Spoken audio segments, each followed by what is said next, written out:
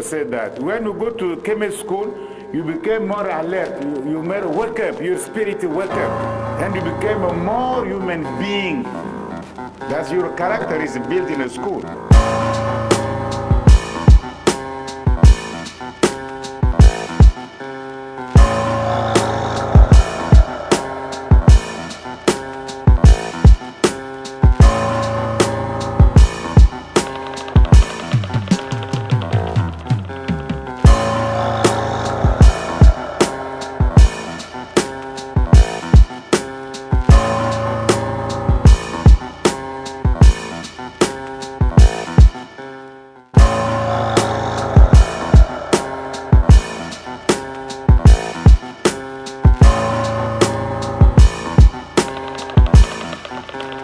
When you study what we call classical studies, we must know Medew Netcher.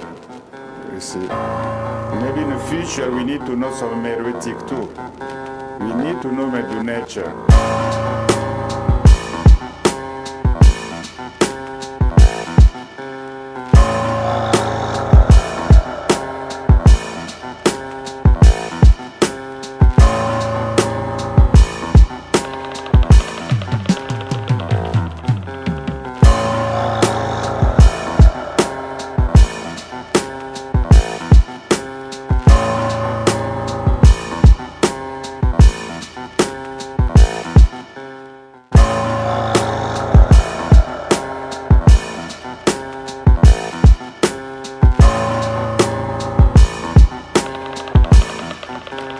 So the most achievement in Kemet for me is education. The way they think, they build, and they practice their education is very unique in history. Without education, I believe there will be no Kemet.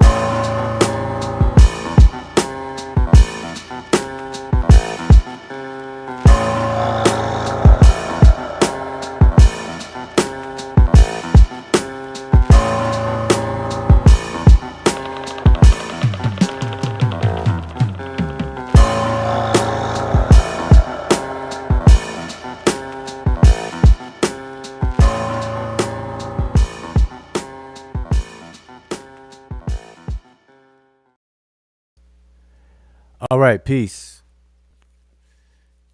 ETM Hotep. Welcome to the Sesh channel. It's your brother Wujao Menib Eddie Ma'at. And yeah, so I don't want to lose the momentum of the conversation from earlier. So I'm going to jump straight into the conversation, pick up where we left off.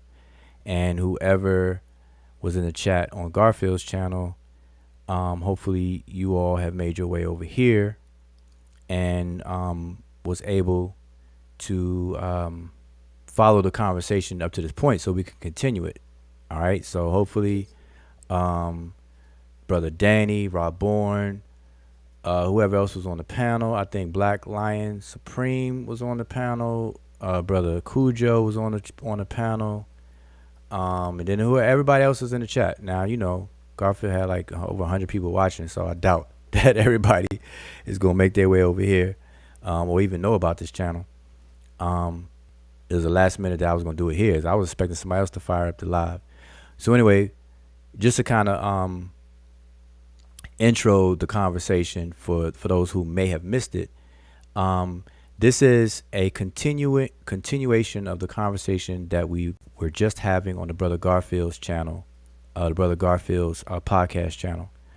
And where we left off with the conversation, the brother Asari Motep was speaking, and he had read or shared someone who had shared their experience about being African and not knowing it. But just to back up a little bit, just to bring everybody, kind of up to speed on the conversation. The conversation end up being a messy conversation because of a disconnect, and this is how I see the conversation unfolding. That the conversation we had just now was going back to a point in the conversation where there was no disagreement. And see, one thing that I do not like that I detest and I'm completely against is when people create these what I call pseudo adversarial positions and arguments when there aren't any. And I cannot stand it when people pretend or conjure up a disagreement just to have a conversation in the environment of adversaryism. You know, so here's the short and skinny of it. And I'm talking while I can without being interrupted. Here's the short and skinny of it. The question is about being African or calling yourself African or identifying yourself as African. Now, there are a few ways in which that is being used and conceptualized by different people, depending on where you are. People on the continent have a different conceptualization of being African or not versus those of us in the diaspora being African or not. And that's clear. And if it's not clear to you, just speak to any number of people who live in an African country on the continent, born and raised there, and then compare that conversation you have with them with conversations that we may have among ourselves in the diaspora about whether or not someone is African or not and things like that. They're different. And so in this sense, African Americans are African. And by that is that we have over here, we've conceived and created this identity called African. And what we mean by it is that we have recent African ancestry on the continent, more specifically from the continent of Western and Central, West and Central Africa during the transatlantic slave trade, where the most of our immediate lineal ancestors were kidnapped from, brought to the Americas, the United States or the colonies at a particular time, whatever the case is, and surviving the trip, surviving and enduring through whatever treatment, torture, everything that we already know about with the horrific acts of slavery and all of that good stuff, or bad stuff, I should say, all of that stuff, and survive long enough to have children who had children who had children, thus why we are here and born here in the United States and alive to this very day. So if I speak for myself, I'm an African American. I am a result of that. I am a result of that. My lineage is directly involved with that. And in that sense, I'm an African. Period. Point blank. So the argument we were having earlier extends from myself and Raborn when Raborn made a comment in the context of we were all joking about Egyptomaniacs. He's coming for commissions. Kemet, I was teasing about Shabazz, Yakub, big-headed scientists, and this, that, and the third. And he said that I'm not commissioned. And I'm like, you're right. I'm not commissioned. I never claimed to be. If we update that word commission to the modern, Egyptian or whatever, I'm like, no, I don't, whatever.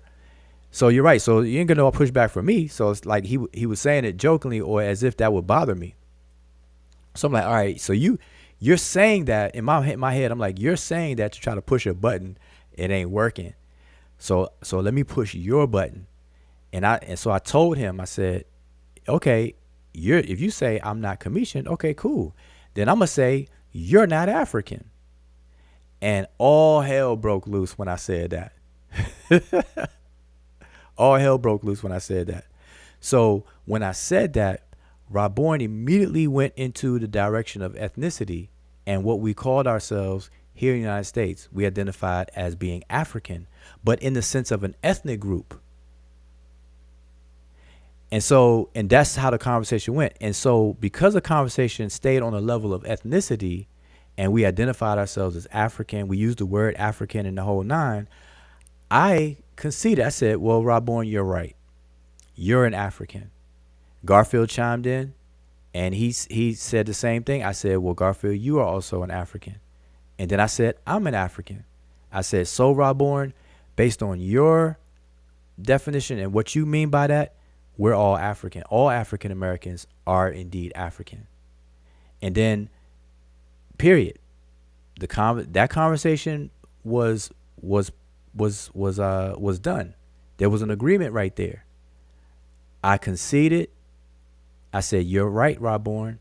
You're an African. Garfield's an African. I'm an African. Period. There's nothing left to talk about. But then it became, well, if that's the case, then what do you mean by? Then we went back to today, and as if we forgot about all that agreement stuff on the ethnic level. Then it's like, well, Wujau said that we're not African, or I'm not African. I'm like, well, wait a minute. That's true. I did say that. But the way the conversation went was I conceded that we are indeed African in the sense of being African American on an ethnic level.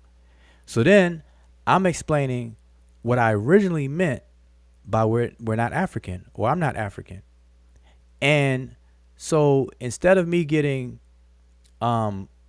uninterrupted speaking time so that I can lay out what I meant clearly, because this is not a you can't oversimplify that conversation, because one, it's a very sensitive conversation with people, because people feel like you're taking their Africa away from them or their Africanness away from them if they hear the phrase "you're not African." So I was unable to really lay it out, but the point that I was made today, or tried to make today, was that what I originally meant by me saying that Robborn is not African and I'm not African is very, very simple. What I simply meant is that neither Robborn, Garfield, nor myself, or anybody on the panel for that matter, none of us are citizens of any country on the continent of Africa. So here's what I did, and I brought this up. I didn't bring this up today, but I brought this up in a previous conversation. In the previous conversation, that I did a social experiment. I spoke to African Americans specifically, and I had a list of 54 African countries in front of me, and I asked many people who identify like me as an African American. I said, "Are you this?" And by this I mean countries. So I named all 54 countries, and they said no to all 54. But then my last question was, I said, are you any of these? And I named all 54, read them, and everybody said no to all 54. There was sort of 54 no's. And then my follow-up question was, are you African? And everybody said yes to that. And so when I did that social experiment, I followed up with a conversation saying, you all see what happened? I said, here we are. You said no to everything that makes up Africa, which are the 54 countries. You said no to all of that. And those are the ingredients of what Africa is. That those 54 countries make up the continent of Africa. So you said we say no to all of that. But then when I put it all together in lump sum as a continent and say, are you African? Everybody says yes. And I said, you see what happened there? I said, so immediately right there, right at that moment, we switched meanings. We say we are African, not in a sense of being in a geography sense, or in even a citizen or nationality sense or whatever. We say we're African on the ethnic level. We identify as African on the ethnic level. So we're the ones that invented African. And that's the whole point. So the conversation at the end of the show just now, right before I kicked this one off, Asar read and shared a piece that and was saying that we are the only people on the planet that can actually call ourselves African, because we invented that as an ethnic group on a level of ethnicity. Even though today we add American, we hyphenate and say African American, but prior to using African American as a hyphenated moniker, we call ourselves African. And this is why in history you have African Episcopalian Church, AME Church, African Methodist Church, or whatever, the African Lodge, then with the Prince Hall, later became Prince Hall Masons, or whatever the case is. We put African in front of everything because we are the ones who invented this African identity on the level of ethnicity. And so we switched. And so this is what I was trying to explain today, is that what I mean by we're not African is in the other sense, not in the sense that, okay, on the ethnic level. And this is what I made clear today on Garfield Show today to both Rawborn, Danny interjected a few times, to both of those brothers and everybody on the panel. I was being very clear, and I made myself clear, and I know everybody heard me, that I was not talking about the ethnic level. And I agreed on the ethnic level. Yes, indeed, we are African. Full stop. But here's the problem. And then I'm going to open it up and share the mic, right? Here's the problem with conversations like this and other conversations. And this are people, even Brother Cujo, somebody accused me of sounding condescending, because this is what happens in the conversations. Because this environment, this YouTube street environment stuff, people are so used to just being adversarial and opposition. Like, they gotta argue. Like, some people learn through argumentation rather than just listening and comprehending and understanding things. And so I was very clear that on an ethnic level, no doubt that we are Africans. Full stop. We're Africans. Even though we hyphenate it nowadays, prior to the hyphenation, we're Africans. But we call ourselves African Americans today. Full stop. So if that's clear, now let's have the other conversation. And so what was not allowed was to have the other conversation. And so I got accused of denying us being African on the ethnic level, which I clearly agreed to, because nobody wanted to have the other conversation. I even had it on my screen. I'm gonna put it on my screen today, right now. But what I definitely can't stand is when people who are so argumentative and adversarial so much and hang around that environment so much that they can't even have a normal conversation where there is no disagreement. They don't even recognize where there is agreement, to the point where I had to say today, I said, Rawborn, are you trying not to agree? And I'm telling Rawborn over and over again that we agree. And then he says, no, we don't. I'm like, man, you are forcing a disagreement. Like, I don't know how else to say it. Like, you are African. And then he keeps going back to, well, you show and prove this definition that we're not African. I'm like, man, you're African. Accept it. You said it. I said we're all African. But in terms of my question, and I noticed that I asked the whole panel, or anybody on the panel, I asked Rawborn that, and he refused to answer, are you a citizen? Because the point, Danny answered, said no. But then when Danny says no, Danny wants to control how I follow that up. And that's what I didn't appreciate Danny doing that. So if I don't know if Danny's listening now, everybody's invited. Rawborn, Danny, whoever can come in here now. But what I didn't appreciate is I asked Danny the same question. Are you a citizen of any country on the continent of Africa? He said no very quickly, and then he wanted to dictate my follow-up. Well, get to the point. What's the point? And I'm like, well, wait, if you allow me to get to a point, the first point is that's what I meant when I say you're not African. All I mean is that you're not African in the sense of you're not a citizen or a member of any country on the continent of Africa. Then Unc came in and brought up a scenario which further enhanced the point.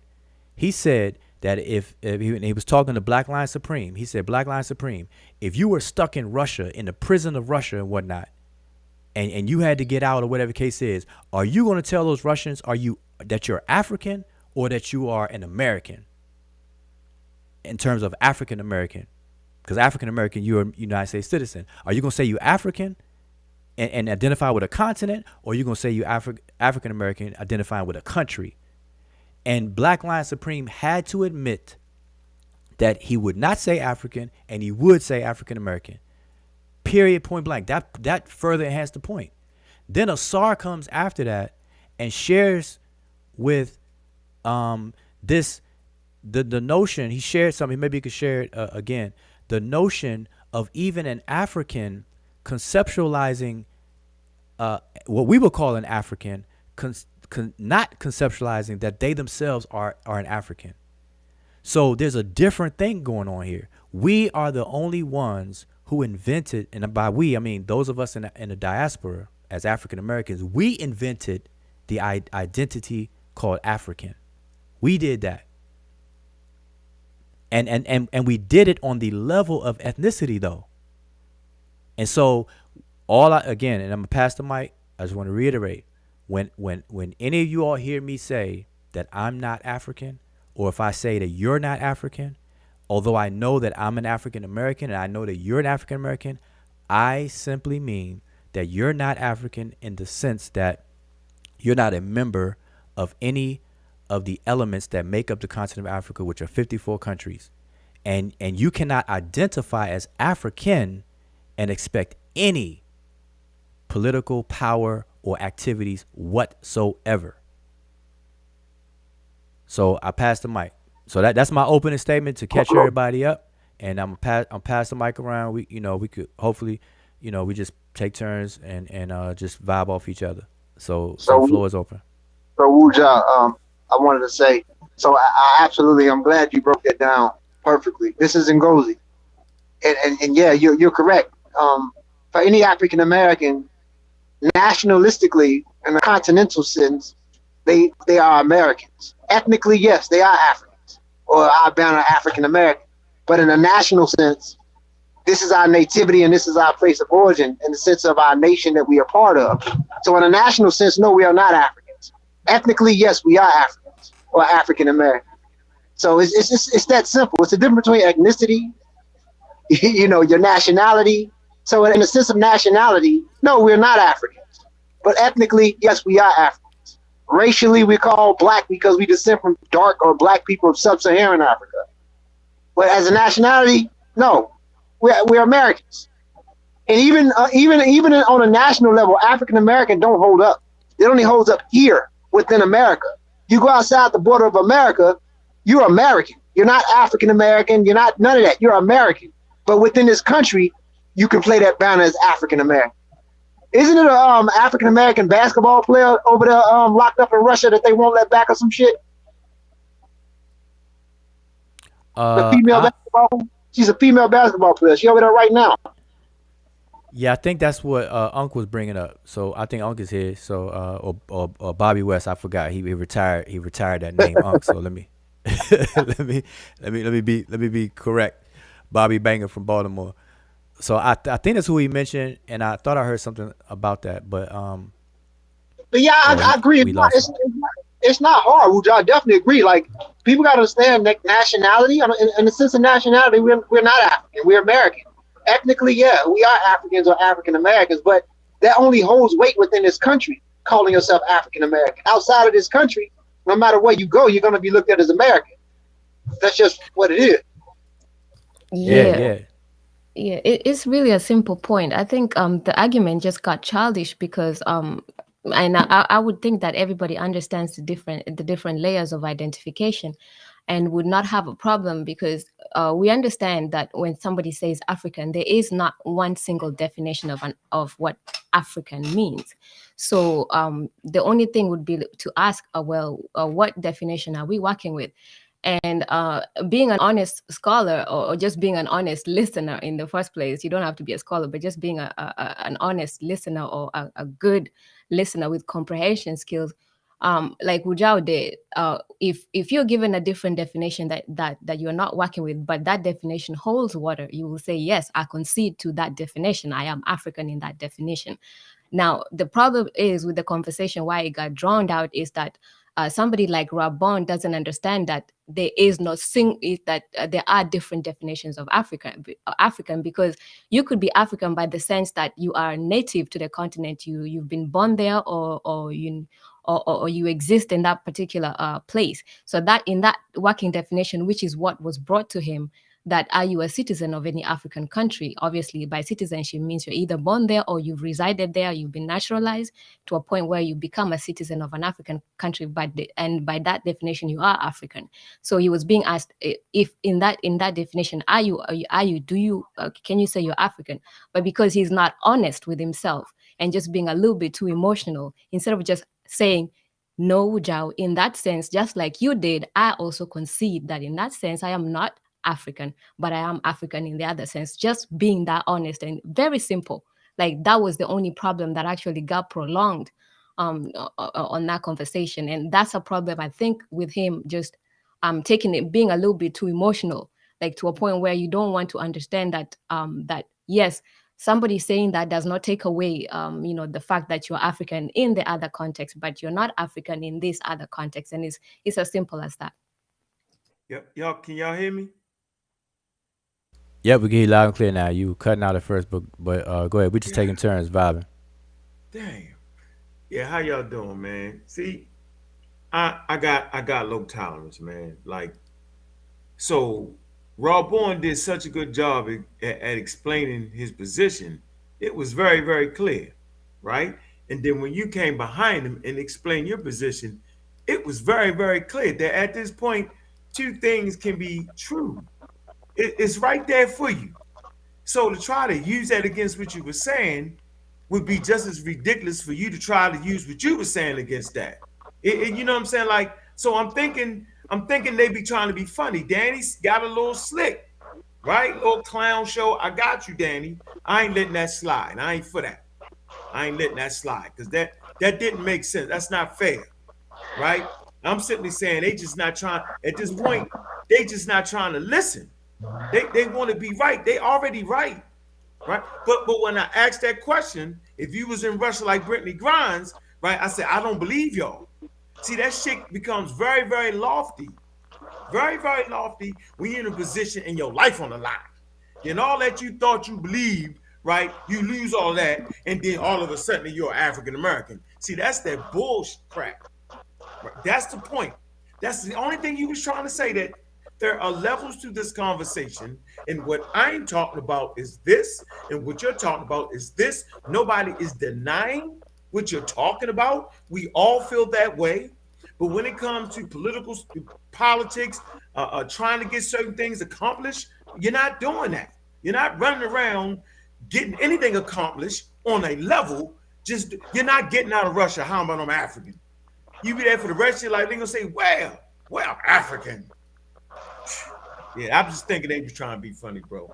And I know you like to repeat yourself over and over again, which frustrates the hell out of me because you do such a good job the first goddamn time that by the time you go to the 10th time, yo, you done wore me out, Wujah. That's what I'm saying. Like, dude, some people just are super clear in what they do. And you are, but when you keep doing it, I'm like, really, yo? I be thinking you be trying to be funny. I'm like, yo, he just trying to be funny. No, it's when the slicing and dicing and cutting, but see, I don't know if you heard me in my build up intro. I try to give a summary to everybody listening, and you interjecting that example reinforced the point I was making, which is a conversation that I was having, that I initialized by saying, Rawborn, you're not African, but Rawborn didn't accept that trigger to have that kind of conversation. He stayed with the ethnic side of things, which I agreed to, and that conversation was over. And that's what frustrates me is when we agree, but then this pseudo disagreement is created just to have a continued argument. And I don't know if it's a New York thing or what, But that's why I said I must gotta speak Harlem or something. I gotta speak Brooklynese or something to get through. And then when I say stuff like that, it's like, oh man, you sound condescending. I'm like, man, I just want you to comprehend what I'm saying. So that's that. So then so I see you here, but I'm not sure if you're able to share what you had shared before, which again reinforces the distinction. And if we don't recognize the distinction, then we're never going to get anywhere in this conversation. And that's the point that I was making, is that there's a difference. There's a political connection where the rubber hits the road, like the example you brought up, and where the power is.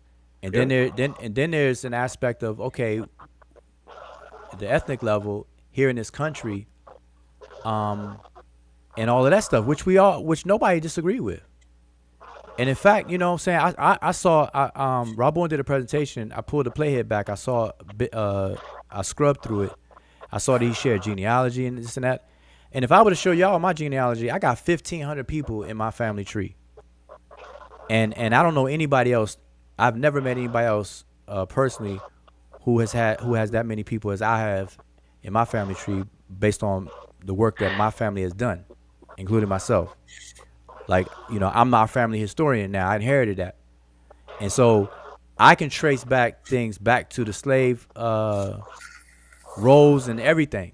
1750 is how far that we take our stuff back. So genealogy and claiming to be African in the sense of ethnicity and stuff like that has never been a problem for me or with me ever. So anyway, but so I don't know if you had something to chime in on. Hey, Wuja, let me shout out DJ LaRock real quick, man. Baltimore's best, man. Shout out to you, man. Hey, Wolf. Peace.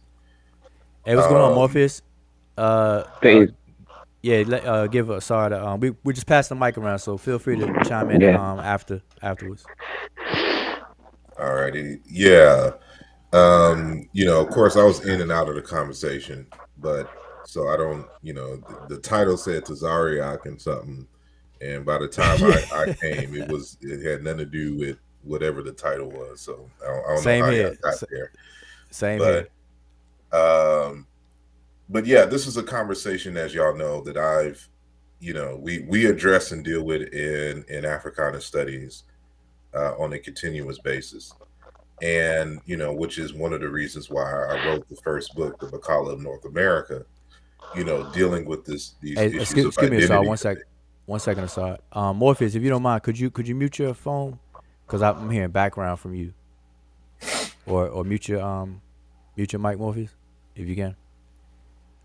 If you can, I appreciate it. I'm sorry. Go ahead. Sorry. No problem. Yes. So that, this is something in terms of identity that we deal with on a continuous basis. And what people fail to realize is that a lot of these issues and things are emerging issues that there's no clear historical precedence for grounding.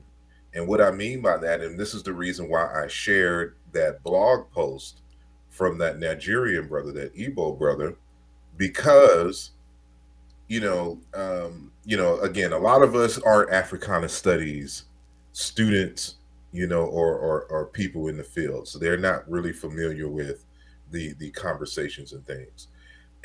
But so this is why I try to introduce these things into the mix, to show people that it's not so black and white as everybody try to make it seem.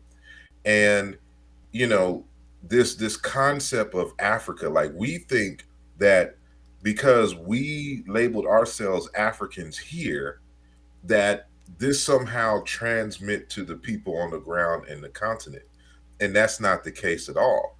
And the reason why I showed that blog post where the gentleman was talking about his grandmother not even knowing what an African is and didn't identify as an African, as a quote unquote African person on the continent, this is common.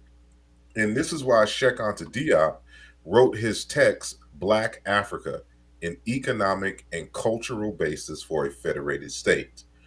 And he explains in that text, in one of the interviews that was included in the back of the text, that the reason why he got involved in the systematic and scientific study of Africa was to show people on the ground that they have a common unity, a common culture, and a common history as a basis to unite Africa in the United States of Africa, so that they can pull together their resources and things to fight off colonialism and to retard any future attempts at colonization and slavery. And so the hardest thing on the ground was that people only identified with their personal ethnic group. We're saying ethnic group, but for them it is a nation. So like when we read from the brother, when he talks about the Uri people, they are Igbo, but there's a specific nation. They are a nation, and you can have another group of Igbo speakers, 20 miles from there, and they're in totally different nation and a totally different people, although they speak the same language. And so this idea of Pan-Africanism, of a common African heritage and thing, this is a conversation that is being had in academia, but on the ground, it is only recently that you're finding more and more African people identifying with this concept of an Africa, but it is still really on a geographical identity. Africa is just a place in which their people live. It does not represent a common language. It does not represent a common set of values or anything that they can identify with, versus the Africans in the United States who identified as Africans. They have a common language. They have a common experience here that unites them, and they genealogically they have they're an amalgam, or we are an amalgam of various different African people and African nations, but we coalesce into one entity here, which we started off with just African, and then later on we added the American to show our citizenship because of certain political things that were happening, and we wanted to remind folks that we are American citizens, but we are African. African is our ethnicity here, and they can't say the same. So it gets confusing because we don't have African American studies everywhere, and everybody doesn't have the same curriculum, and we're coming from different backgrounds and histories and socio-political groups and the like. And so, we're kind of all over the place. But that's just something I wanted to interject in the conversation to show that it is not as black and white as people think, and that there's a bit more nuance to it. And I'll end there. Right, and just real quick, and that's the point. And see how we're having this conversation right now. And obviously we're not digging in to the finer details of it, but just in the way in which we're having this conversation right now is at the very minimal that a conversation like this needs to be had, and that's what frustrates me, and things that I just totally am against is having a conversation in the environment in which the earlier conversation was in. Because I already know, because everybody treats it like a debate, like one of those YouTube debates or whatever. Everything got to be a debate instead of people just listening and making sure they comprehend what the other person is saying. Even if they're wrong, at least you can understand what they're saying. But some people believe you're wrong based on their misunderstanding versus you actually being wrong.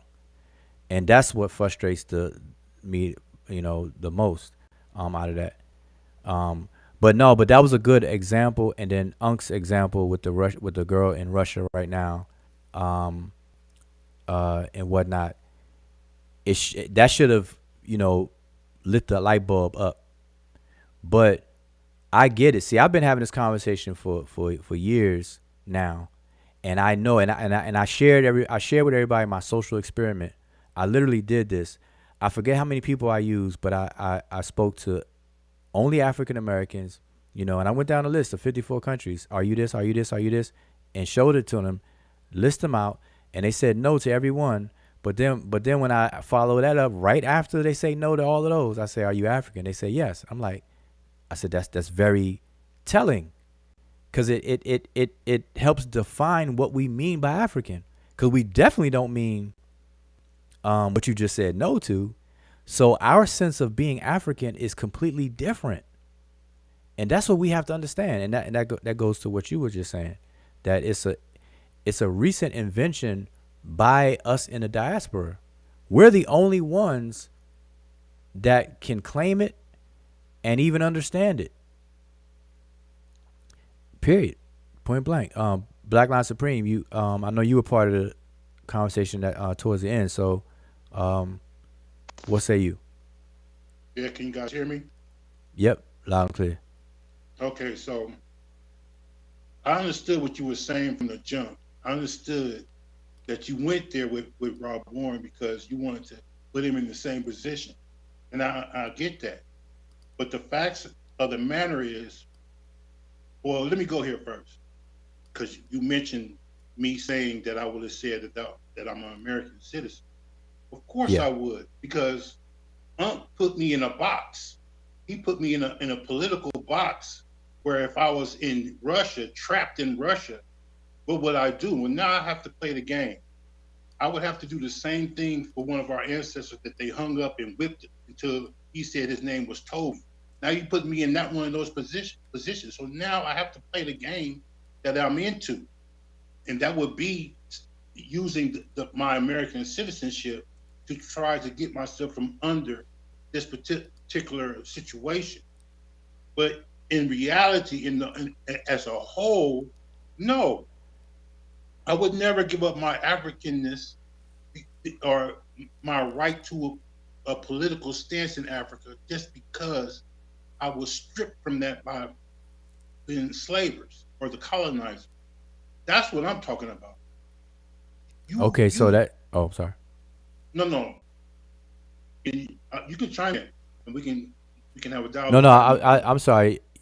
No. I want you to finish your thought, though. Go ahead. Okay, yeah. You can't. We are the only people on this planet. Everything you said, Woodrow, would apply to anybody else. But to us who have been stripped of self-knowledge, stripped of where we came from, stripped of our right to have a political stance in Africa, I just don't see how that applies, because we never gave that up voluntarily. That was taken from us. So that was my point. Understood. I have a quick question for you. So we understand you, based upon what you just said, you're saying all those things were not taken from us voluntarily, but you agree that it was taken from us, correct? Yes. No So doubt. if it was taken from us, and those are the essential things that you need in terms of an identity, what would be your argument for, you still being African if those things were taken from you? Already admitting that it was taken from us by force. Mm-hmm. So acknowledging that.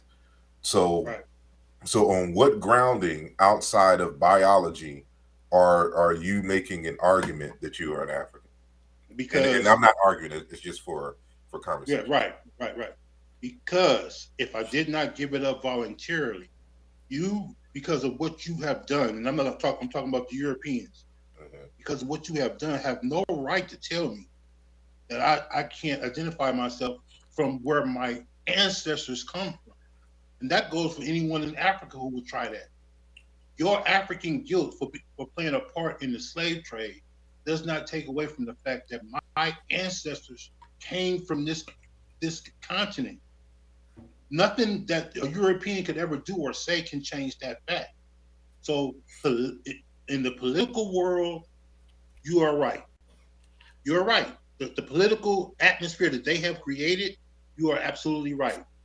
But in reality, in fairness, I believe that way of thinking is incorrect. Only because we did not give it up voluntarily. Of course, go ahead. I just want to jump in because I say this all the time, and I acknowledge what you're saying, and I understand what you're saying, but this is what you're doing. You're speaking in the biological ancestral descendancy sense, which you're absolutely correct about. That nobody can take that away from us because they're not going in our genes and taking those away. But if the elements that make you African were taken away, and then there's some things that were left with you, then you can only claim the things that were left with you and not that which was taken away from you. So what was left and they could not take away is your ancestry, your descendancy. But what they did take away from you by your own admission was all the things that make you African outside of the biological sense. And so this is where the split comes in, and why I initiated the statement or the claim I said, where on one sense we are African because we're African American by ethnicity. We invented that. But then in the other sense, we're not African because we're not part and parcel of the geographical continent, nor are we politically African because we're not a member of any nation state on the continent. And so instead of everybody listening to that and agreeing with those realities on the ground, because it's a split. There's a yes on one side and there's a no on the other side. And instead of everybody hearing that and saying okay with that, what I feel is happening now, this is my assessment over the years. What I feel happens is that it's a very sensitive topic, not in a sense of people get all messy and nasty with it, but it touches people's core when they hear somebody say you're not African or any sense that I can't be African. It's like we get immediately defensive where we can't see what is actually meant by that. And I think that's what happened. I think that's what happened earlier. Because that's what Europeans used to tell us. Now let me ask you this: you support reparations, right? No doubt. Okay. Now you support reparations because our ancestors was forced to work here without pay. Without pay. You wait. Somebody never. I'm sorry. Just repeat what you said because I heard something in the background. Somebody had something in the background. Me too. I did too. My bad. That was my phone. Say it again. Just say it again. You said. Okay. You support reparations, although you never was put in a position to work here for free. You're looking for reparations that were should have been assessed to our ancestors because of their labor. But yet you are seeking reparations for a condition that you were never put in personally. Same thing politically, as far as I'm concerned. I did not ask to not be in the political arena of my motherland away from me, same as the wages was taken away from our ancestors that you're hoping to recoup today. Same thing with my citizenship. I never asked not to be an African citizen. That was taken away from me. So just like you have the right to seek monetary compensation for the atrocities that was done to us by Europeans, I have the same right to seek my political stance and my citizenship from a nation, from a continent of my ancestry. I don't understand this. I don't see the difference. Okay, so let me show you the difference.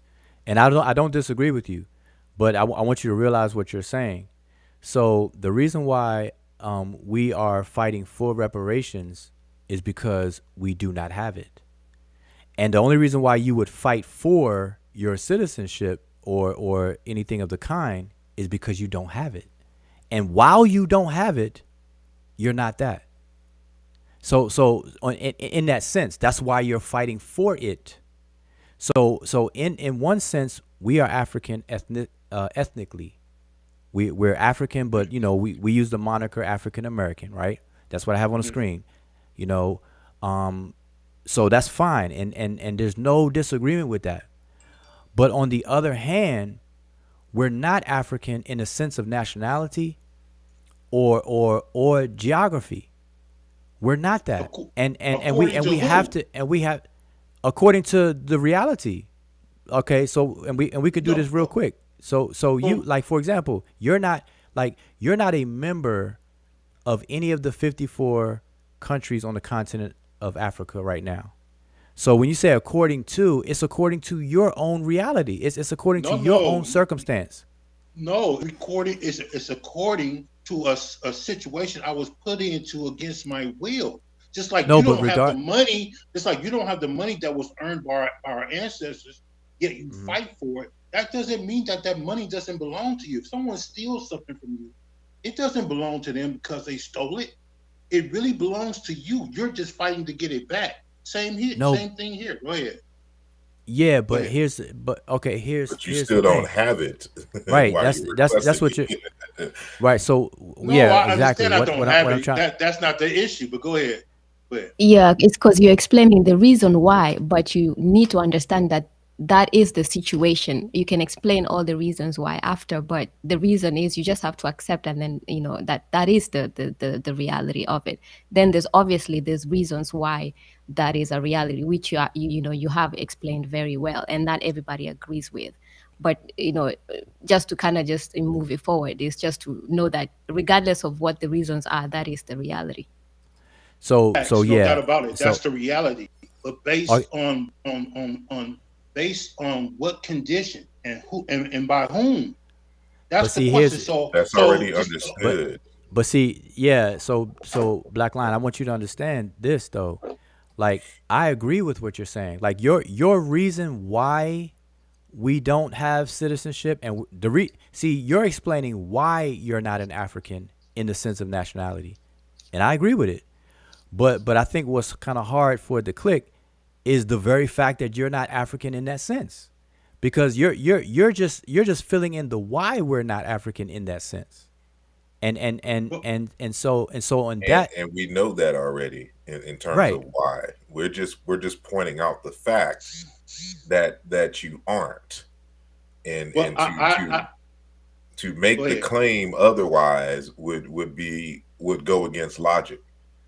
And that's the end of the conversation. I understand 100% why I don't have it. I understand 100%. Yeah, so we must be in agreement. We must be in agreement. In agreement on why we don't have it, but that doesn't mean that internally I'm going to reject it. So wait. Are you making arguments that nobody made? Yeah. No. See, I'm not. So I don't want to be misconstrued. I'm not. We're not rejecting, because we're actually going the opposite of rejecting. We're actually accepting our Africanness through our ethnicity by calling ourselves African ethnically, or African American if we use the hyphenation. We're already embracing that. So nobody's rejecting that. No, I'm not accusing you guys of that. I'm not. Well, unless you're Raven Simone. I'm not black or white. I'm just American. No, I'm not accusing you guys of that at all. I understand. Like I said, I understand why you did what you did or said what you said. I understand it perfectly. But just like a man calls himself Toby because of the political atmosphere that he is in, doesn't mean that he don't understand that his roots and his name is Kunta. It doesn't mean that. Right. But, and in that situation, you have a man who was taken from his homeland from a culture and a language and a location where he understood his name was Kunta. And so, even in the film, you know, they had to break him to accept Toby. But we're 400 years later now in the United States, and we don't have that direct access to know exactly what group we belong to and the like. And so this is my argument here, is that we understand the history, and we understand that, you know, different cultural groups emerge from various different types of circumstances in the past, either the coming together of empires, just a gradual buildup of independent families into a village, and it expands from there. It could be an issue of droughts or other natural disasters which force people into a space and they become a new people. In our situation, it was the issue of slavery. So slavery has pushed us off the continent here, and, you know, as a result of the laws and policies and behaviors of the Europeans who run the country, who ran the country then, the key aspects of our individual ethnic groups and histories was lost. We have Africanisms, but we do not have a full blown out quote unquote African culture in a traditional sense. And so what I'm saying, or what I've argued over the years, is that we understand this history, and that, you know, what we're calling African American culture and identity is really just maladaptations to hostilities and oppression and apartheid here in this country. What we have to do now is to really take inventory of the best of what it means to be us in our history, and to institutionalize these things into an identity and a series of values and behaviors and things like this, to be passed on, so that we become a people in the real sense and not simply a population. Because if our only claim to fame and linkage with each other is the fact that we have dark skin and we are the descendants of slaves, then we'll be all, excuse me, of enslaved Africans, we will be all over the place, and we won't have any sense of direction, and we won't be able to move on the global stage with any kind of power and strength. We'll always be the stepchild, we'll always be the adopted kid looking for our parents. And it is time that we create for ourselves what it means to be us. And these are the things that we have to do now when we come on the continent of Africa as a people. This is we come as a people, and we can participate in the Pan-African ideal and things, and be able to move forward. This is why I suggested a different name for African Americans. I started the African American Adinkra Project so that we can start dealing with motifs, because we talk about identity, but we don't understand these underlying nuances that make a people. And so we can start off with Diop's assessment, where he talks about three major phenomena that makes one a people, and that is the psychic factor, the linguistic factor, and the historic factor. And that is the issue. We want to be a part of this particular game that they're playing, the global game. We want to be in that, and I understand that. And there's two ways you can do that, Asar. You can go ahead and follow into their paradigm and do it their way. You can do that, or you can stand up for what is right and true, and flip it and do it and go through the back door and do it another way. We have every right on planet Earth to embrace our African roots. And just because they're playing some type of political game right now, you're just talking to be talking, because you didn't say nothing that I haven't said. You're No, I'm not. What you're you doing are. is what you're doing is you want us to embrace this system that they have created, and I'm saying, damn their system. By saying, what logic did you come to that conclusion? Especially since that wasn't the conversation I was having. I'm talking about us defining for ourselves who we are and develop us as a people, regardless to what continent that one lives on, anything. You brought it to a whole different place in which I wasn't even in or going. Because I'm not just going by your. I'm just not going by your position. I'm expressing my own. I'm not just going by your position. But you're trying to argue. You just said that this is what I'm saying, and I'm telling you, no, that's not what I'm saying. Only because you said that only because you're saying I'm just talking. No, I'm not. I'm trying to express where I'm coming from. We understand where you're coming from. I'm just saying that what you're saying, we understand where you're coming from. Already understood, and we agree. And you're trying to make it seem as if there's a big difference in what you're saying. No, I'm not. I'm not arguing. But Black Line Supreme, you're turning into an argument. But hold up, Black Line Supreme. What this is just is what I'm observing. What's happening between you and Asar right now is exactly what happened with me and Rob Bourne earlier, because I kept saying me and Rob Bourne are not in disagreement. It's just that Rob Bourne is talking about something different, but trying to lay it on me, and I feel that you're doing it to Asar right now. You all don't disagree. But yet, in you trying to express what you want to express, it's like you're putting it on Asar as if you're refuting something that he never claimed, and that's exactly what Rob Bourne did earlier. If that's the impression you guys are getting, that is not where I'm coming from. I'm not disagreeing with anything he's saying. I'm not at all. All right, so that's good to know, because Rob Bourne couldn't say that earlier, so I don't want to compare you to him. So go ahead. I'm sorry. No, I'm just saying. I'm not that's what I was trying to get. Okay. He feels like I'm arguing with his position, but I'm not.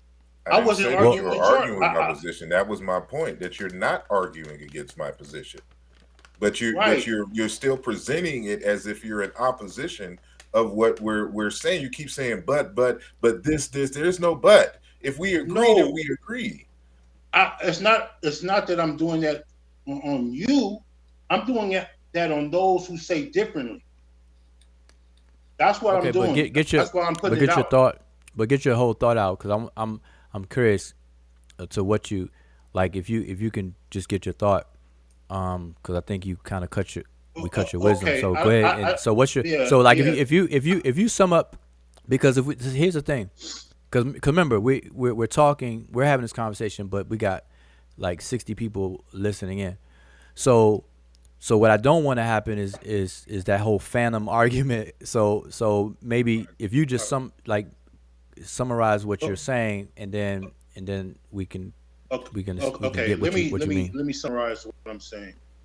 What I'm saying is, I don't feel like we have to play this political game that they have set forth for us to play in order to be a part of the worldwide system.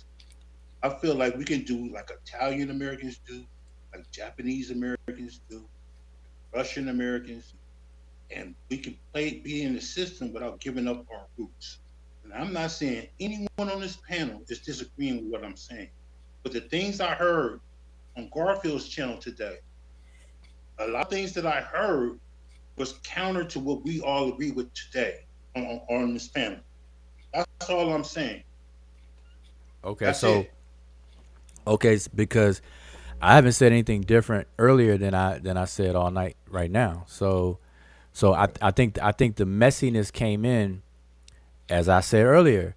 It's the adversarial environment in which people talk, communicate, where we're not really listening to each other, and it's always got to be a debate or one up, and I got you, do this and do that, And I'm definitely not saying you're doing it. I'm saying, but that's how it happens, and that's what I feel happened earlier.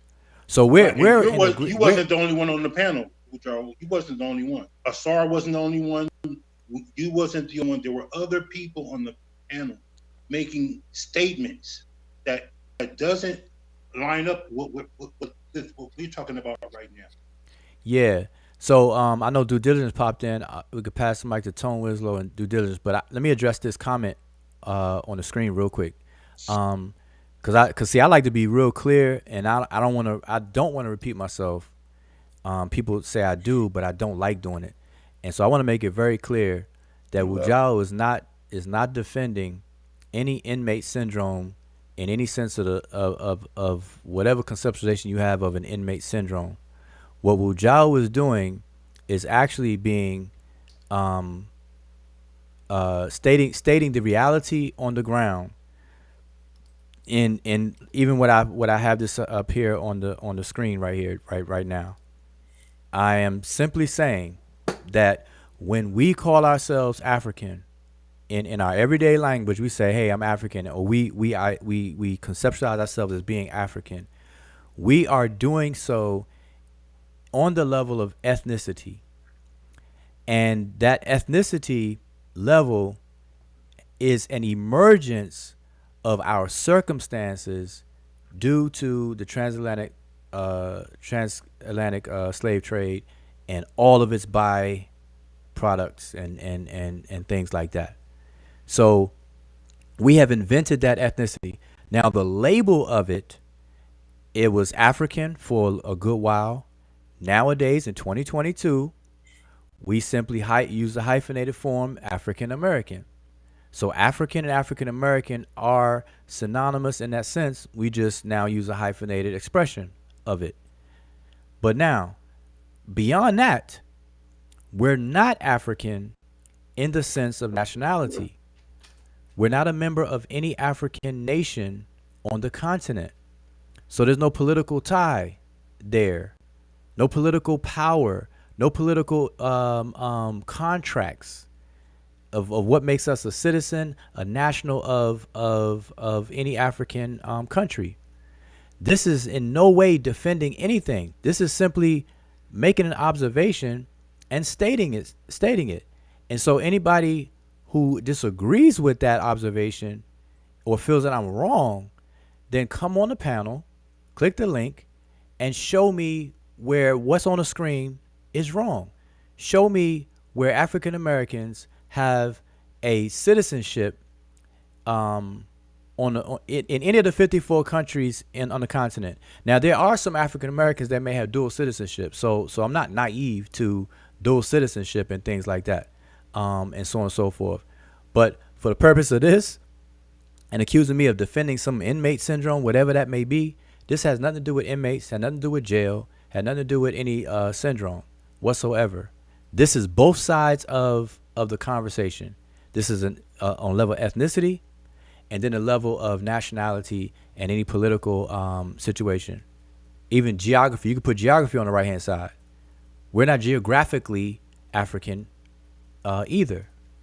Now our ethnicity, we gain that, and see, people gotta understand what these terms mean. Ethnic group. We come from a common, descendancy, and that's why we say African in African American, to identify and embrace that.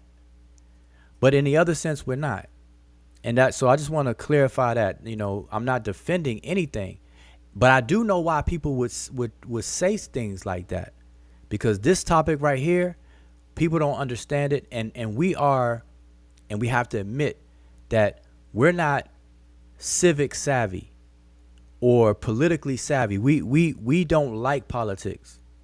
And I'm going to show it. I'm going to use Black Lion Supreme as an example. Just a second ago, Black Lion Supreme, the way he worded it was that we don't have to play the political game that they created and they, etc. And we all do that. We all express politics in a sense of a they, like that's their thing. And so by doing so, we place ourselves on the outskirts of the game. And so we don't look at that to get involved and get knee deep in that. So we're always on the outskirts, on the periphery of politics. We don't like to vote because we think that the elections are rigged, that it really don't matter. Presidents are born into presidency; they're pre-selected. All the presidents are related. we come up with all kinds of things to not really master international politics, national politics, and even local. As far as we go is going to high school if something happened to one of our children. I mean, I'm speaking in general.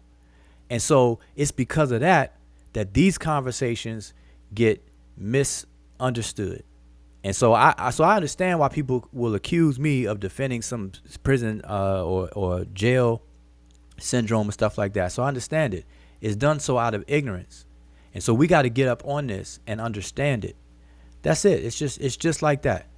And so I don't want to hog it. I don't want to hog it. And I'm not going to hog it either. I want to let something like what you brought up.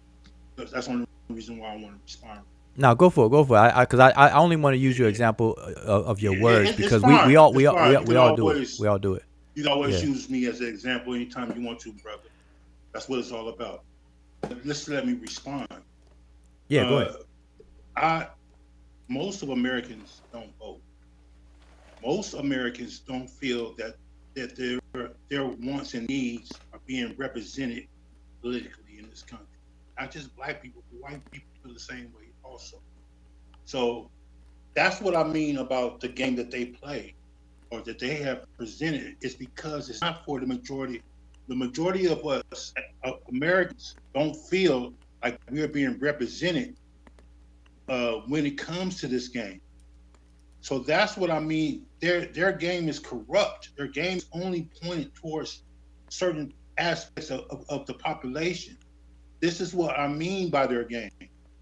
And I'm not saying that that we should not be in the game at all. What I'm saying is I don't hear Jewish people denouncing their Israel. I don't see Italian Americans denouncing Italy, or Japanese Americans denouncing their Japanese roots. And all I'm saying is, as Africans, Americans, or whatever term we want to use, we don't have to belittle or push back our roots. Not saying anyone on the panel has made that claim. But what I'm saying is, when I'm talking about going against the system or not having to adhere to the system that wants us really to forget about our African roots. They would rather us call ourselves American citizens and have nothing to do with Africa. They would rather us not mention Africa so they can keep fleecing and raping Africa for its resources the way they do. And what I'm saying is we need to embrace our roots. We need to establish a relationship with Africa. That's all I mean. That's all I'm saying. Yeah. When I say we're not, they're trying to put us in, or we want to play the same political game that they control, Wujaru. We don't control it. They do. And I'm saying a change needs to be made. Go ahead. Okay, now on that point, I agree that change needs to be made. The change is for us to stop seeing it as they, them, because we are not isolated on the planet. And all right now in 2022, we have international travel, we have international commerce, exchange, et cetera, et cetera. So the global world stage of politics is something that we are going to have to get involved with.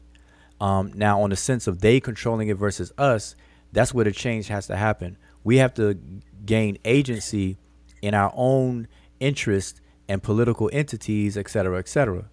And so I just want everybody to understand what I meant earlier is that we have this sense of periphery, and we don't like what's going on. Therefore, we don't get involved when we actually should be getting involved, full stop, knee deep into it. And so I just want everybody to understand. And then, but just real quick to your Americans don't vote. We got roughly 350 million Americans. And out of that 350 million Americans, about 253 million are eligible to vote in terms of age and everything like that, right? 253 million. Out of that 253 million, 181 do vote. So that's a very high percentage. And so what I meant by that is that out of the people who do vote, African American, the ratio, the African American is a whole lot less in the rate and participation of voting majority? per capita. That number you just the number you just mentioned, is that the majority of those who are eligible to vote? Yeah. So 181 million, roughly 155 million people voted out of the eligibility of 234 million that were eligible. So that's how many people voted in last year's election. I mean, the last election. But what I mean though, see, we can't just go by those gross numbers. We have to look at the percentage per capita per group. So what I'm saying is that there's only roughly 44 million black people in America, and then out of those, is like 37 million are self-identified as African American. And so out of 37 million African Americans, we have a lower voting participation than our non-African counterparts in terms of ratios. And so that's all I meant. So we have this attitude of non-participatory versus other people are more participant in these situations. So I just want to clear that up. That's on a state by state basis. So in other states, that's the whole country. That's the whole country. What I gave was the whole more country. Districts, some black people vote more in certain districts than they do others. And the number that you just mentioned, is not the majority of Americans. The majority of Americans who are eligible to vote don't participate. No, the majority. Okay, so let's just do a quick math. That is the majority. Yeah, the eligible Americans that are eligible to vote as of last presidential election are 234 million. You keep going to last. I'm talking about overall, brother. No. Last election. What about the election before that? The one before that. Okay. If you give me time, if you know what I'm saying. No. Go ahead. Because I'm saying if you want those stats, we can walk it. I have no problem doing it. I'm just giving you a stat, recent one, the most recent election. So we could walk through the whole thing. But let's first agree on what I'm giving. Okay. I agree with you on this election because we wanted Trump out of office. So I get that. Yeah, I get that. Yeah. So a lot of people voted to get him out of here. Okay, yeah. All right. So as long as what I actually did say and give, and you agree with that, then okay, cool. So we'll walk backwards. Yeah. But I wanna share the mic though. We can come back to that because that's really not. I don't want to focus on it. It would take a long time to be a whole nother show. Yeah, you're right. Nah, but while other people are talking, I'm gonna dig up some previous elections and we're gonna do the math. Go back from 1965 till now. How about that? Oh, Negro. Oh man, you about to go back to the whole the voters' right when we couldn't vote. Exactly. You gonna help my argument? Wait a minute. Man, that's a whole. I'm gonna help your argument even more. Go back to the time when black people were voting on a high rate. Go back that we couldn't vote. You about to help my argument. But you speak as if we never participated. You speak as if we never participated on a high level when it comes to the. Okay, so you admit that we did participate on a high level at one time. But hold on, this is what I mean by people be going all over the place. What is the point? What does this have to do with people who ain't on the who are on the panel who all agree that we have ties and we're not severing our ties to Africa, and so how does all of this link into the conversation? What's the point in terms of them voting or not? I don't think it does, but Ujaro was the one who brought it up. He brought up the subject of voting. That bring up another subject. So It's time to so upstate. yeah, all right. Well, just so it can make sense, cause we can get past it. We don't have to bring it back up. But I only mentioned it is because of the non-participant attitude and stance that we have in terms of, and I was only making that comment to because of our general view of world politics. We always think it's them, it's theirs, it's that over there, we over here, that's over there. I'm not involved with that. That's the general attitude. Now, of course, I don't mean that for everybody, but that's the preponderance or the majority of the attitude, where we think that the world is theirs, and everything that happens is theirs and theirs, and then we're not participants, and we shouldn't, because it's theirs. We don't like it, therefore I'm not going to participate, even though it does affect my life. I'm gonna sit on the sidelines, let other people dictate my life by not participating. That's all. That's because we've been beat down so much that we don't feel like playing a part in the system that they created is going to do us any good. We tried that and it didn't work. That's why a lot of people at that point, if that is the argument, which I agree in terms of our overall feelings about participating in this system, one is going to have to create their own system on their own land, and that is easier said than done. Because I've always suggested that African Americans, who I've renamed the Bayankole, need their own land in Africa, their own state, so that they can create their own laws, create their own defense system, and the like. And so the question then becomes, do we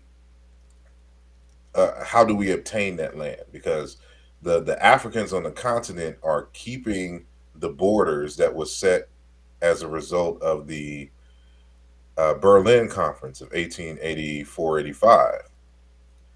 And so, like Martin Delaney, back in the day, he was in Nigeria trying to set up land for African Americans, but he got wind of the war and came back to the United States to help in the war efforts, and he never picked up that negotiation for land. But ultimately, that's what we need. That's the only way in which African Americans, African people, the African ethnic group, which again I have suggested a naming of Nkole or Nkola, and Ba just being the plural, the human plural prefix, that we get our own space and we develop from scratch. And it's going to be pioneering work, but we'll always have this argument as long as we're here in the United States, in terms of being participants and all the other like or whatnot. But that's a different conversation. I don't want to steer it into. I've been saying that for over half my life. Over half my life, I've been saying this. Go ahead. Hey, but check this out. I guarantee you, I'm willing to bet anybody in the chat and anybody on the panel that if I said what y'all read on the screen right now, if I were to word it this way earlier in the conversation, the original conversation, which is a whole nother day, and then earlier on Garfield's show, if I would have said this out loud, I am African, but I am not a citizen or national of any African country. If I would have just made that statement, nobody would have had a problem. Yes, they would. This is the internet. We got a problem with you turning on your computer. Yeah, that's what it's gonna move to. It's gonna be like, man, you turn on your computer. But no, but seriously, and this is my frustration. And see, this is when people say, okay, when I try to break this down, people say, oh, you sound condescending, or people think that you're calling them stupid or something. And so if I would have worded my statement in this way, nobody would have had a problem with it earlier. whether I use the word but or not, like if we could subtract the word but or keep the word but there, but if I'd have made these two statements, nobody would have said anything. But I believe they would. here's the have, thing. bro. Nah, I'm I telling really you, do. it I would. really do, bro. I really do. No, because you know both. why? Because you know both. why? All right, tell me why. Tell me why. You know why? Because you didn't qualify it. You didn't say, and we are not a citizen, or we're not a citizen of any nation in Africa because of the slave trade. Had you put that part in there, then no one would have said nothing. Okay, so put that underneath that, no one would have said a word. It's because you left it out. Okay, so now see what you just did is telling to you, because and to some others, because you may be right, because people may invoke the slave, the conditions that brought this about and focus on that more than the actual statement itself. And so here's the problem though, is because whether I add what you said or not, nobody can refute what's on the screen though. You see what I'm saying? Yes, like nobody right. can Right. nobody can falsify either of these statements and Right. or refute it's going to produce nobody anger. It's going to produce anger right bingo, off the bat. bingo. So now, but what I want y'all to realize, y'all read the statements on the screen. Now, if I switch back over to this right here, this is simply what I was doing. I was taking the first statement and saying I am African. The second statement that on the screen, I am not a citizen or national of any African country, equates to the second statement. I'm not African. No doubt about it. No. I'm not you. Not. Yeah. I know you get it. I know it's not me. I'm just saying. Yeah, I'm just saying. But that is that part that you. Now, if you was in a classroom and you said this, because you're the teacher and everyone knows who you are and they know where you come, what you stand for, and you said this and you was teaching a class, it wouldn't have been a problem. Everybody would have understood that you already know that this is because of the slave trade, blah blah blah blah blah. But those who have an issue with you that was not telling you to do this to your face, those who have an issue or who don't understand that you do understand why this happened, would use this opportunity to attack you. You see?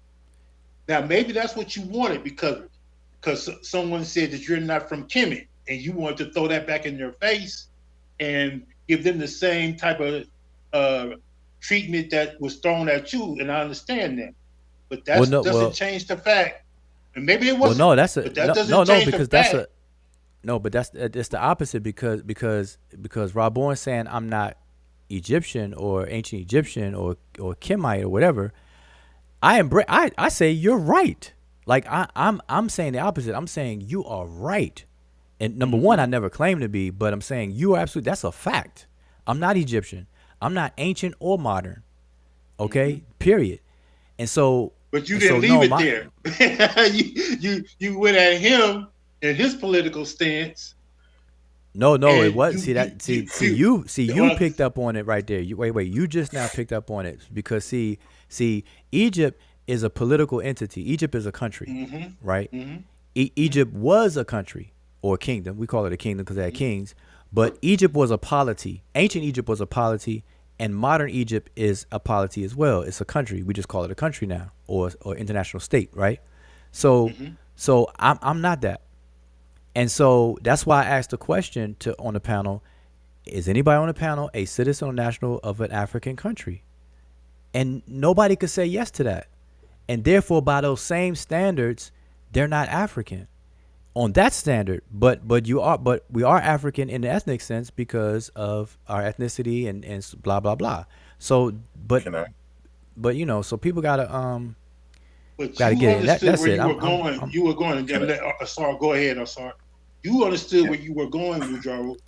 But other people, even if they did understand it, sometimes people have ulterior motives, or sometimes people look for an opportunity to come at other people for what they stand for. And when you open the door wide that's open, what I was trying to say. It doesn't matter.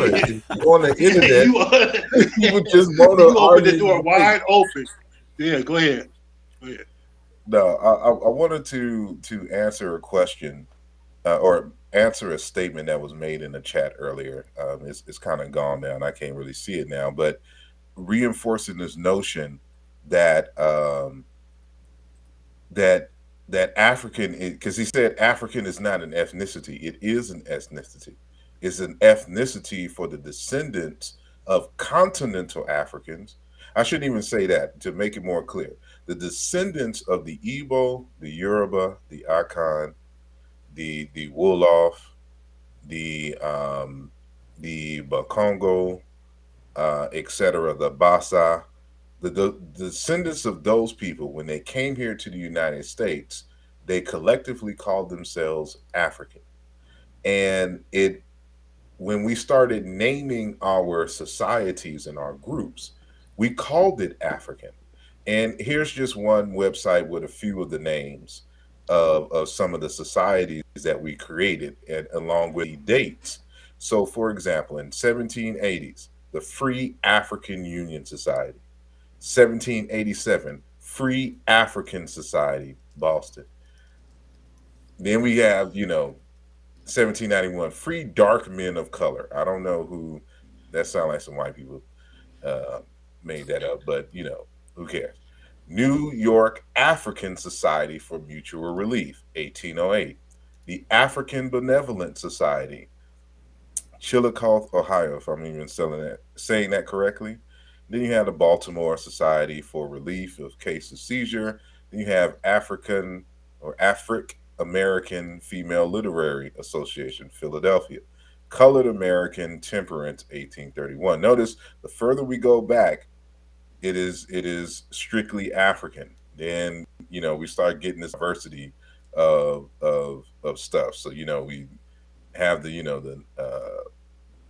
there was, as Wujawa had mentioned earlier, when the Prince Hall Masons named their lodge, it was the first one was the African Lodge. You have the African Episcopal Church, the African Methodist Episcopal Church, and the like. And so when you see these names, this African, we're the only Africans by ethnicity. The people on the continent are Africans by geography. And this is where the confusion comes in. And which is one of the reasons why, I suggested a new name for Africans, African Americans. One, because even though we adopted that term African, it still has no meaning in terms of the word itself. We don't know what it means. We're not all the way sure what language. We know that it may have come from a Berber people, but there's still confusion about what that is. And so when people define themselves, the name means something to them in their language. And because it serves to crystallize the most salient characteristics or goals of a people. But that's another conversation in terms of identity. But this is just to demonstrate that when we talk about African as an ethnicity, notice there's no Hebrew on here. There's no tribe of Judah. There's no Moors. There was no Asar in trouble now. Asar in trouble now. There was no tribe of Judah, the tribe of Dan, the lost tribe of Shabazz. None of that was at all. The comments made by the panelists on this show is their own. Let me stop. it's their own opinion. I don't want no trouble from some Hebrew. No, I gotta back him up. I gotta back him up 100% on that. I gotta back him up. There is no more language. He's right. Nah, I right when he said it. I agree with it. He was right when he said it, and he's right now. Go ahead. No, I agree. And I'm just saying that this is what we mean when we're saying this stuff. So when I say that I'm African, I'm saying this in multiple ways. In an ethnic group, I'm African.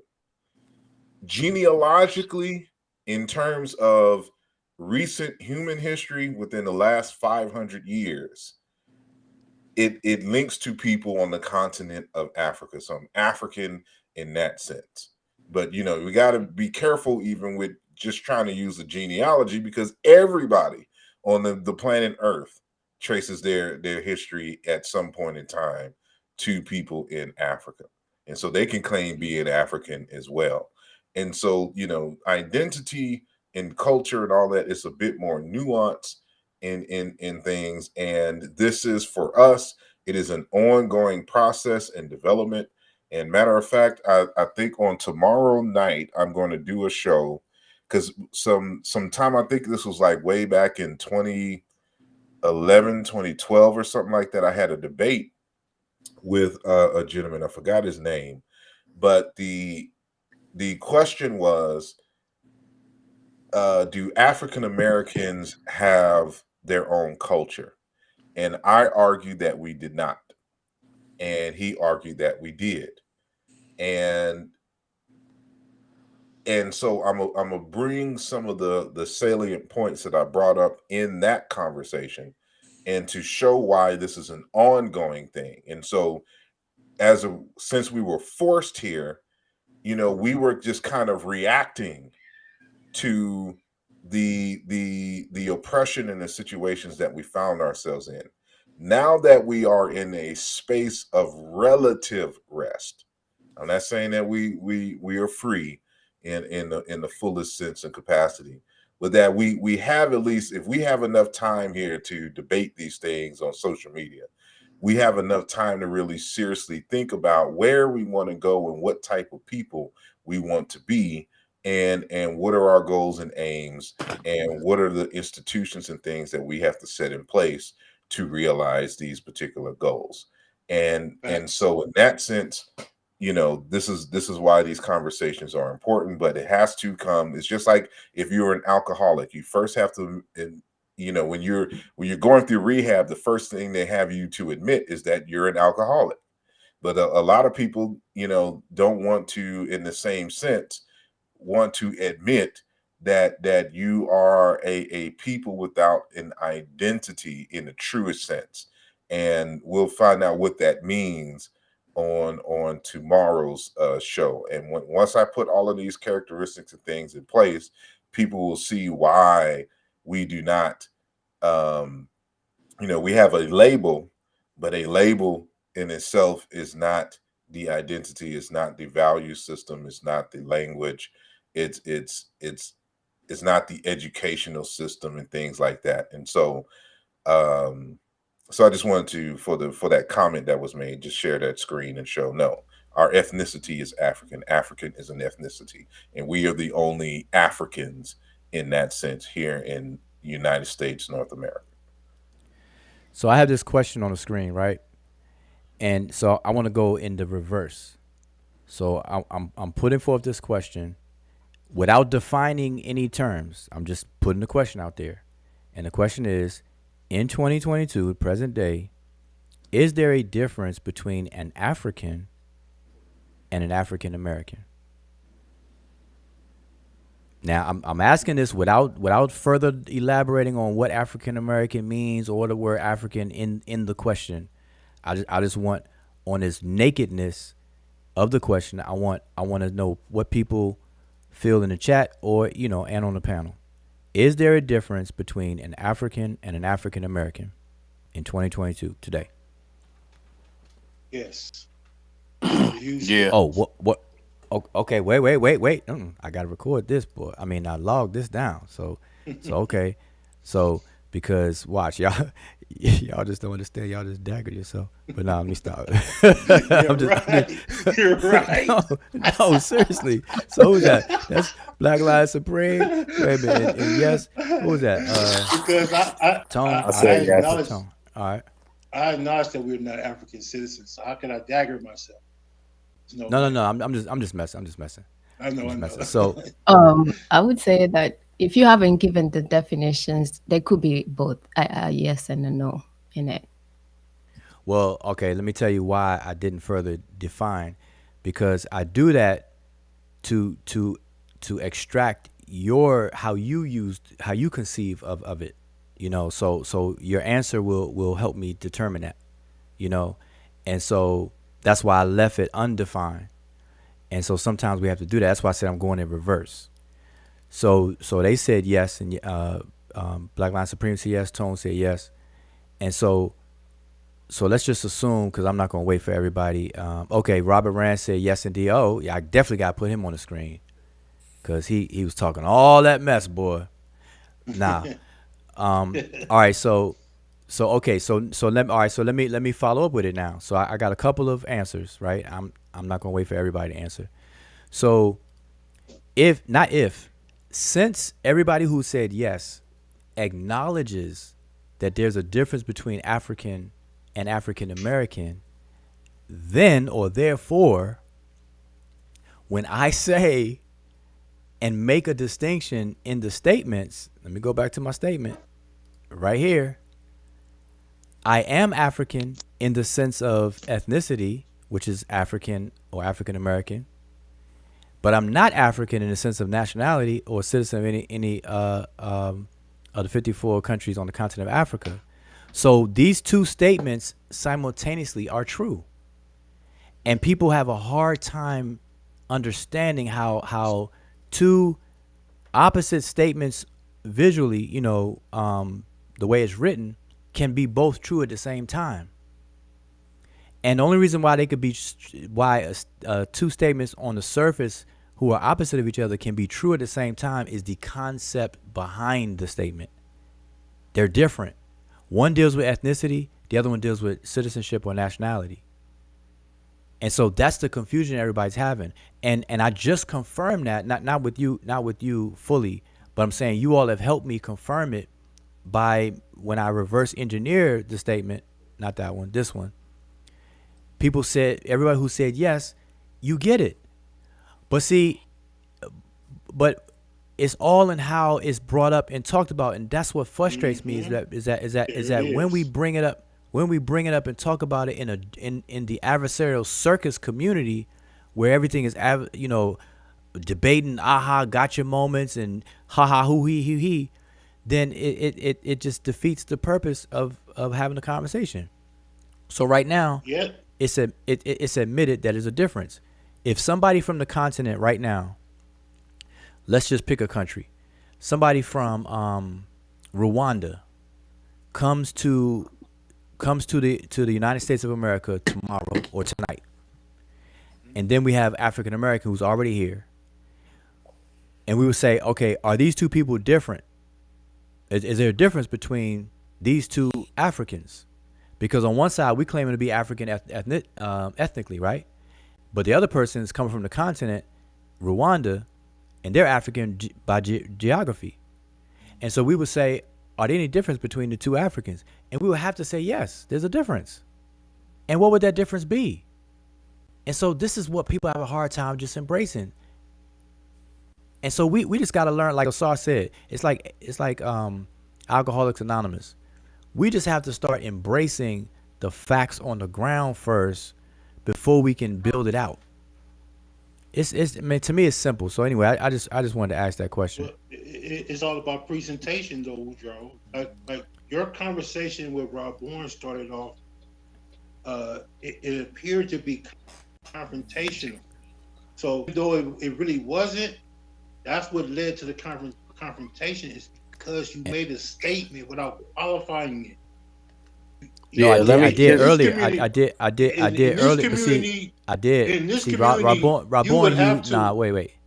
Hold up. Rob Bourne used the ignorance of the chat, and was messy with it. Because Rob Bourne, because that today's conversation was not the first conversation. Rob Bourne, I was clear with him on the previous show, like the other day. Like this conversation started the other day, and Rob Bourne was clear on what I said, because just how I'm typing on this whiteboard with y'all right now, and he made a comment tonight. He knows that this is what I do, and I typed on the whiteboard on the first conversation, and he was very clear. Matter of fact, I could show you what I typed. This stuff is old. I didn't type that tonight. I get that, but that right there. I didn't type that tonight. I didn't type that tonight. I think it was very clear what Wujabu did the last time. I mean, he put down specifically continent and then continent on the other side. Then he put country and country on the other side, then ethnicity, and then he added race. And he did for the Yep. Nigeria and I Africa had and I had it right America, Right. here. United States. And then All this was already done. it went into like And a not game. And then when they right. But brought see, up the HR 40, all the public heard, was you're not an African. no, but it was I more than Nah, wanted to just listen. hearing. explain No, He one had it listen. on the break it Let me down. screen. let me just interject a little bit because it's not just on that the previous conversation because Rabon actually came back on our channel right after that and he was like, I get it when you say what you mean. The problem is not that it needs to be that you need to chew that food and then spoon feed it back to a baby who doesn't have teeth, like, because it was as simplified as it can get.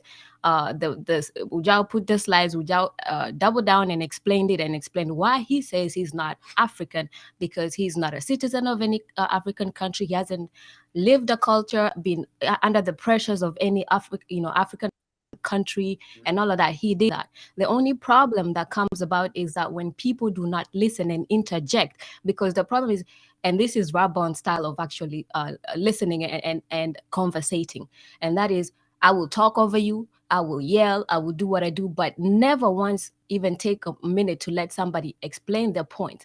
And then even when they explain, he does not listen. So that's, you cannot say that it needed to be simplified. You can't simplify it further than that. The problem is people just do not comprehend, and people just do not know when to shut up and let somebody finish out their points, and then they can actually then have questions to ask. Like, he had all the chances he had to ask Wujao, what do you mean when you say you are not African? Wujao, what do you mean when you say that I am not African?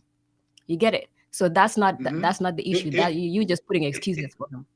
Yeah, and It's to not like and to make simplified. it It's not even more like simplified. silly, Go and ahead. to make it even Go more ahead. silly, it went into like the HR 40 conversation when Wujawa was saying that, oh, Africa wasn't in the HR 40. I think it was very clear what he meant. I mean, when he ended up breaking it, well, when Rabbi ended up reading it, he just read like I think one sentence, and when Wujawa had read the whole thing, it was basically saying that yes, they're going to represent the Africans that was brought here because they represented the actions that was brought to them once they got here. That's what the whole reparation is about. But it wasn't saying anything about giving any kind of uh, why it's on the tip of my tongue. Why I can't think of it. But it wasn't talking about giving any kind of reparations to Africans. It was Right. basically talking about African Americans. But Right. they People want. But don't once he clarified that, it just went to an aha It's not moment. about To like, oh, but you said it right. That's wasn't what African. happened.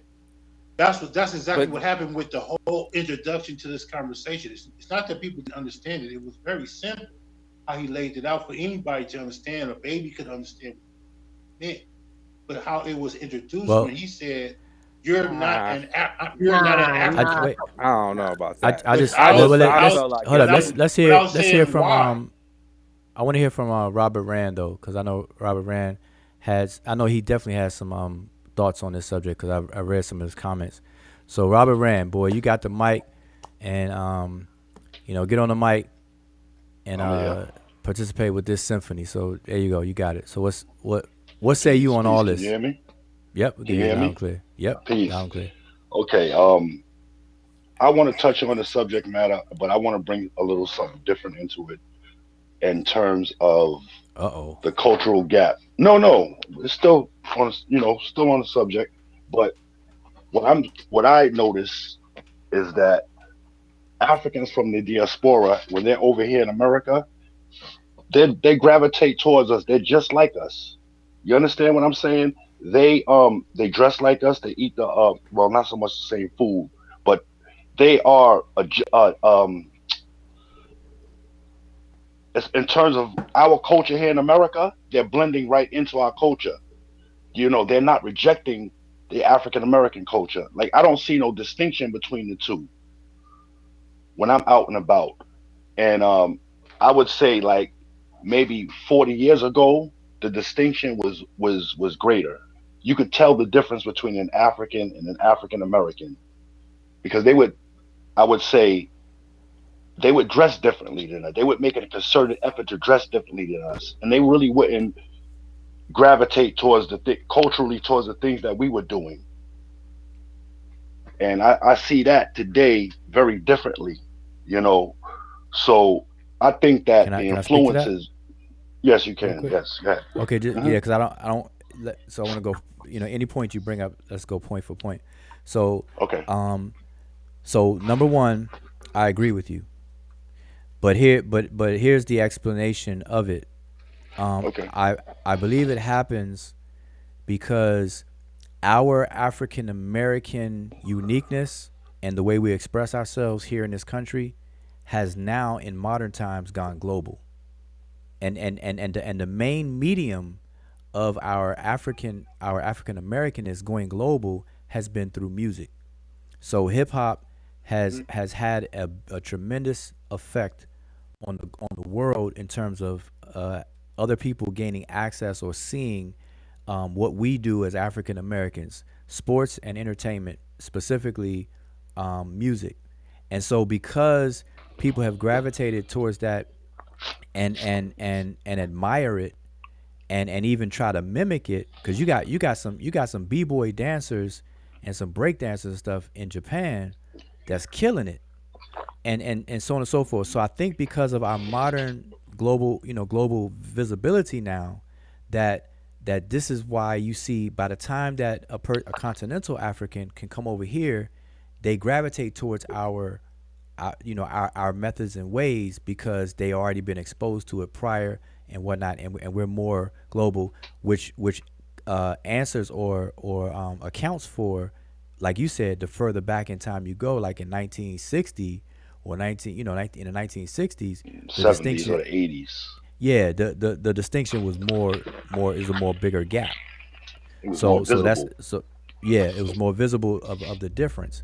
So that would be my reconciliation of why that's occurring. But I agree with you. But I'm just adding to why I think that's the way it is right now. I mean, I think it's great because, like I said, I remember a time where it felt like they were rejecting, any kind of connection to us as African Americans. And now I see that they're more accepting. You know what I mean? They're like, yo, we brothers, we the same people. Yeah, And I guess the that's tide. No doubt. more prevalent in the younger generation. You know what I'm saying? So Yeah, that's what I'm saying. Over time, the tide has shifted, and I think that it's the international travel and social media, the internet, and the exposure. Like it makes the world closer. A E- globalization, you know.